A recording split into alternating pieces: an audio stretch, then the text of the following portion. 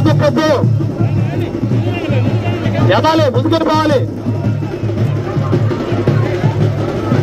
నారా రోహిత్ గారు, అలాగే చిన్ని గారు అబ్బాయి కేసినేని వెంకట గారు, మన సంగీతాల సౌమ్య గారు ఎన్నికల ప్రచారాలు మన గ్రామంలో తిరుగుతున్నారు. కావున అది 100% ప్రతి సర్వే కూడా చెప్తుంది ఆల్రెడీ మనం గెలిచినట్లే. కానీ మనం అది ఏది కూడా అశ్రద్ధ చేయకూడదు. కాబట్టి 4 రోజులు నేను చెప్పేది ఏంటంటే మన నాయకులందరికీ కూడా అందరికీ అవిశ్రాంతంగా ఒక్క నిమిషం కూడా మరి విశ్రమించకుండా సైనికుల్లా పోరాడదాం.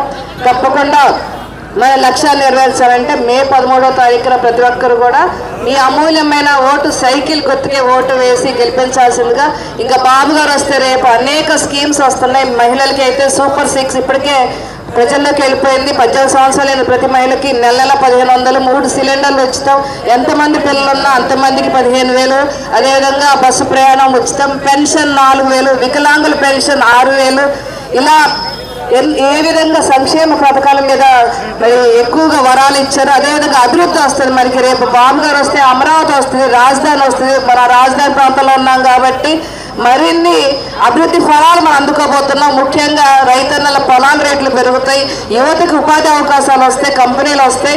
ముఖ్యంగా చంద్రపాడు మండలంలో సమస్య త్రాగునీరు ఎక్కువగా ఉంది. తప్పకుండా బాబు గారు వచ్చాక ప్రతి ఇంటికి త్రాగునీరు అని ఎజెండాలో కూడా చెప్పారు. ఒక 5 రోజులు ఉన్నాయి ఎలక్షన్కి. మీరు ఈ 5 రోజులు కష్టపడాలి. కార్యకర్తలు పక్కన వాళ్ళకి చెప్పాలి ఒక ఓటు విలువ ఎంతో. మీ భవిష్యత్తు మీ చేతిలో ఉంది. మీరు ఓటు వేయడం వల్లే మీ భవిష్యత్తు మీ చేతిలో ఉంది. మీరు ఒక సరైన నాయకుడిని ఎన్నుకోవాలి. మీరు ఆ నాయకుడిని ఎన్నుకుంటేనే మీ భవిష్యత్తు బాగుంటుంది. మీరు అలాంటి నాయకుడు ఎవరంటే నా దృష్టిలో చంద్రబాబు నాయుడు గారు. ఎందుకంటే ఆయన చేసిన అభివృద్ధి, ఒక రాజధాని కట్టాలన్నా మీరు హైదరాబాద్లో చూశారు, ఒక సైబరాబాద్ అనే నగరాన్ని ఎంత బాగా తీర్చిదిద్దారు. అలాగే అమరావతిలో ఆల్రెడీ కార్యక్రమాలు స్టార్ట్ చేశారు.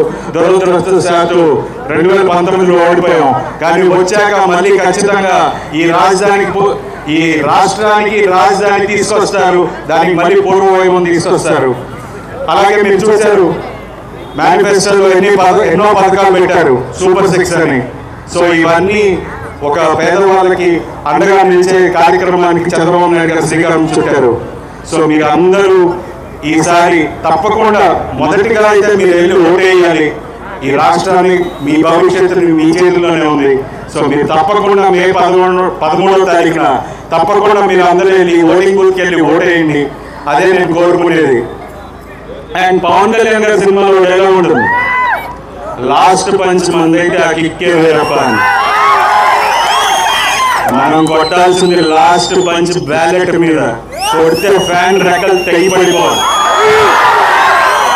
సో 13వ తారీఖున ఎమ్మెల్యే అభ్యర్థిగా సౌమ్య గారికి వేసి, అలాగే ఎంపీ అభ్యర్థిగా కేసినేని చిన్ని గారికి వేయాలని మనస్ఫూర్తిగా కోరుకుంటున్నాను. మీ అందరూ సహకరిస్తారు. మళ్ళీ తెలుగుదేశం పార్టీ గెలుస్తుంది. గెలిచిన తర్వాత మళ్ళీ విజయోత్సవ సభలో కలుగుతాం.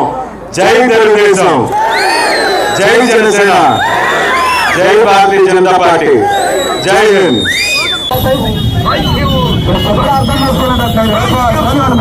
సైకిల్ గుర్తుకే